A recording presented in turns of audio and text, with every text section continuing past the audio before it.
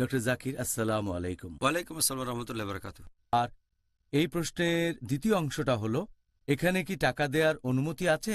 এই প্রশ্নটার ব্যাপারে যদি বলতে হয় যে এখানে টাকা দেওয়া যেতে পারে কি না, এ ব্যাপারে সবাই একমত যে এটা হবে খাবার।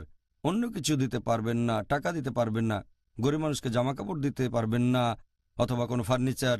এমনিতে দান করতে চাইলে আপনি এগুলো দিতে পারেন, তবে যদি জাকাতুল ফিতরা হিসেবে দিতে চান তাহলে খাবার হিসেবেই সেটা দিতে হবে। আর স্পষ্ট করে হাদিসে বলা হয়েছে, এই হাদিসটা আমি আগেও বলেছি, যে দিতে হবে ঈদুল ফিতরের নামাজের আগে। এর কারণ হচ্ছে যাতে গরিব মানুষেরা সেদিন খাবার খেতে পারে। টাকা দিলেও হয়তো অন্যভাবে খরচ হয়ে যাবে, তাই এটা দিতে হবে খাবার হিসেবে, যাতে করে এই বিশেষ দিনে তার পেট ভর্তি থাকে, খাবার নিয়ে কোনো চিন্তা করতে না হয়। তাই সবাই একমত যে জাকাতুল ফিতরা দিতে হবে খাবার হিসেবে। ডক্টর জাকির, আসসালামু আলাইকুম। ওয়ালাইকুম আসসালাম রহমতুল্লাহ বারাকাতু। আর এই প্রশ্নের দ্বিতীয় অংশটা হলো, এখানে কি টাকা দেওয়ার অনুমতি আছে? এই প্রশ্নটার ব্যাপারে যদি বলতে হয় যে এখানে টাকা দেওয়া যেতে পারে কি না, এ ব্যাপারে সবাই একমত যে এটা হবে খাবার। অন্য কিছু দিতে পারবেন না, টাকা দিতে পারবেন না, গরিব মানুষকে জামা কাপড় দিতে পারবেন না, অথবা কোনো ফার্নিচার।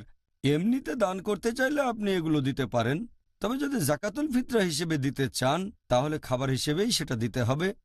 আর স্পষ্ট করে হাদিসে বলা হয়েছে, এই হাদিসটা আমি আগেও বলেছি, যে দিতে হবে ঈদুল ফিতরের নামাজের আগে। এর কারণ হচ্ছে যাতে গরিব মানুষেরা সেদিন খাবার খেতে পারে। টাকা দিলেও হয়তো অন্যভাবে খরচ হয়ে যাবে, তাই এটা দিতে হবে খাবার হিসেবে, যাতে করে এই বিশেষ দিনে তার পেট ভর্তি থাকে, খাবার নিয়ে কোনো চিন্তা করতে না হয়। তাই সবাই একমত যে জাকাতুল ফিতরা দিতে হবে খাবার হিসেবে।